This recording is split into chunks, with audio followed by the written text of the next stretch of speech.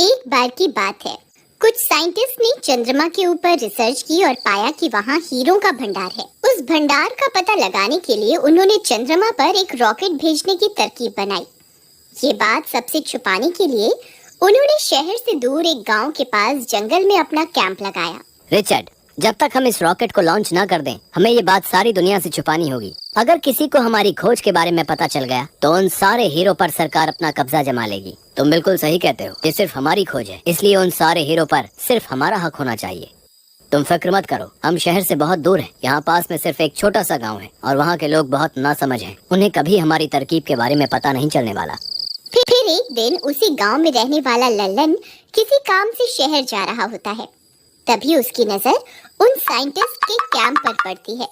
अरे ई का है? ई कौन लोग हैं? आखिर ये सब यहाँ क्या चल रहा है? आज से पहले तो कभी ऐसा नहीं देखा। मुझे पता लगाना होगा। फिर लल्लन चुपके से कैंप के पास जाता है और कैंप में झांक कर देखता है। वहाँ दो साइंटिस्ट आपस में बातें कर रहे होते हैं। लल्लन ध्यान से उनकी बातें सुनने लगता है। भाई, अगर हमने चंद्रमा पर ये रॉकेट पहुंचा दिया तो ये वहाँ हीरो के भंडार के बारे में सही सही पता लगा लेगा। फिर हम अरबों के मालिक बन जाएंगे। तुम सही कहते हो डॉक्टर कुमार, हमारी मेहनत जरूर रंग लाएगी। बस इस खुफिया मिशन के बारे में किसी को पता नहीं चलना चाहिए। अरे दैया रे दैया, ये लोग तो करोड़ों अरबों की बात कर रहे हैं।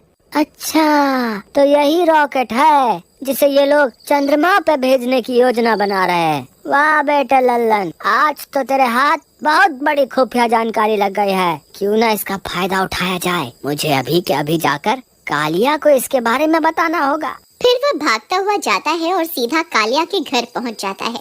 कालिया भाई, आज मुझे जो जानकारी मिली है तुम उसका यकीन नहीं करोगे। क्यों भाई, ऐसा कौन सा खजाना तुम्हारे हाथ लग गया है? भाई, जंगल के रास्ते से गुजर रहा था, तभी मैंने जंगल में एक कैंप लगा हुआ देखा। जब मैंने वहाँ पहुँचकर उनकी बातें सुनी तो भाई मैं तो दंग रह गया। वो लोग चंद्रमा पे रॉकेट भेजने की बात कर रहे थे। वो लोग कह रहे थे कि वहाँ हीरो का भंडार है जिसकी कीमत अरबों में है। लल्लन भाई, तुमने कोई नशा तो नहीं कर रखा ना?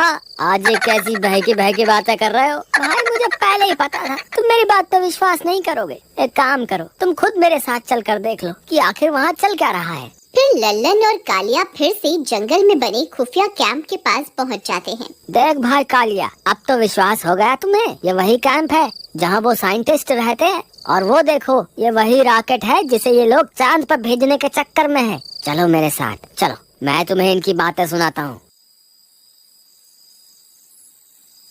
हम अब और इंतजार नहीं कर सकते। आज रात को ही इस रॉकेट को चंद्रमा पर भेजना होगा। अगर हमने और इंतजार किया तो हो सकता है हमारी हीरो की खोज के बारे में सबको पता चल जाए। हमारा अरबों का नुकसान हो जाएगा। कालिया ये सारी बातें सुनकर दंग रह जाता है।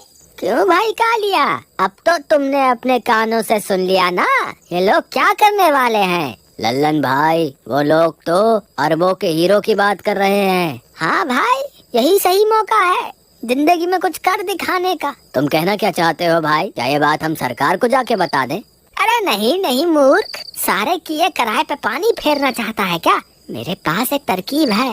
क्यों ना हम चुपके से उस रॉकेट में जाकर बैठ जाए, जिससे हम भी रॉकेट के साथ साथ चांद पर पहुंच जाएंगे। फिर वहां पहुंचकर सारे हीरो को समेट लेंगे और वापस चुपके से उस रॉकेट में जाकर बैठ जाएंगे और उसी रॉकेट से वापस धरती पे आ जाएंगे। किसी को कुछ पता नहीं चलेगा।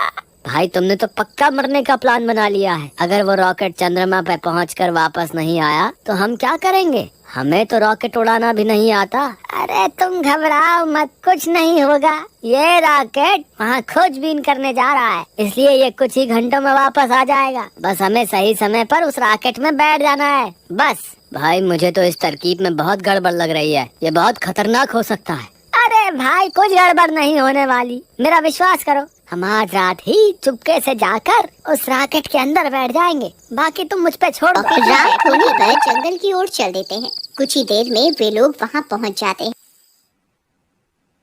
चलो भाई कालिया, वो रही हमारी मंजिल। तुम बस मेरे पीछे पीछे आते जाओ।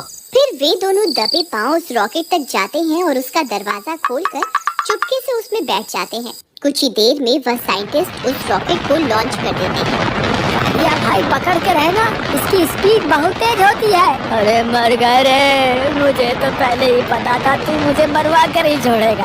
अरे बचाओ रे, अरे ये तो बहुत तेजी से ऊपर जा रहा है। अरे हाय लल्लन भाई, मेरी तो सांस ही अटक रही है, मुझे लगता है मैं मरने वाला हूँ। हे भगवान मुझे बचाओ। अरे मर गए रे, अब की बार मैं नहीं बचने वाला। कालिया भाई रोना बंद करो। और वो देखो नीचे का नजारा कितना खूबसूरत है। हमारी पृथ्वी अंतरिक्ष से कितनी सुंदर दिखाई दे रही है। हाँ भाई लल्लन, तुम सही कहते हो। लल्लन भाई, ये मुझे क्या हो रहा है? मैं हवा में क्यों उड़ने लगा हूँ? कहीं मैं सच में तो बुलबुला नहीं बन गया? हे भगवान, ये सब क्या हो रहा है? कालिया भाई डरो मत, इसे गुरुत्वाकर्षण बोलते हैं। हम पृथ्वी के वायुमंडल से बाहर आ गए हैं, इसीलिए ये सब हो रहा है। तुम घबराओ मत, हम कुछ ही देर में चांद पर पहुंच जाएंगे। कुछ देर इंतजार करने पर रॉकेट चांद पर पहुंच जाता है और चांद की सतह पर उतर जाता है। वो देखो कालिया भाई, हम पहुंच गए। नीचे देखो चांद दिखाई दे रहा है। चलो बाहर चलते हैं। बाहर चलते हैं मूर्ख, ये हमारी पृथ्वी नहीं है जो यूं ही सैर सपाटे पर निकल जाएंगे। चांद पर ऑक्सीजन नहीं होती, स्कूल में नहीं पढ़ा क्या? ओहो कालिया भाई, ये तो मैं भूल ही गया था। वो देखो वहाँ 2 हेलमेट पड़े हुए हैं, अगर हम वो पहन ले तो हमें ऑक्सीजन मिल जाएगी। फिर वे दोनों वो हेलमेट पहन लेते हैं और रॉकेट का दरवाजा खोलकर बाहर निकल जाते हैं। अरे वाह वाह कालिया भाई, हमने कर दिखाया, आखिरकार हम चांद पर पहुंच ही गए। अरे लल्लन भाई, वो देखो, वो साइंटिस्ट की बात तो सच साबित हुई। वहाँ देखो, वहाँ तो हीरो का भंडार लगा हुआ है। चलो जल्दी से हीरे समेटकर वापस रॉकेट में बैठ जाते हैं। वे दोनों भाग कर जाते हैं और सारे हीरो को एक थैले में भरने लगते हैं। अरे वाह वाह, मैं तो अरबपति बन गया, आज तो मजा ही आ गया। तभी चंद्रमा की मिट्टी में से डरावनी डरावनी आवाजें आने लगती हैं।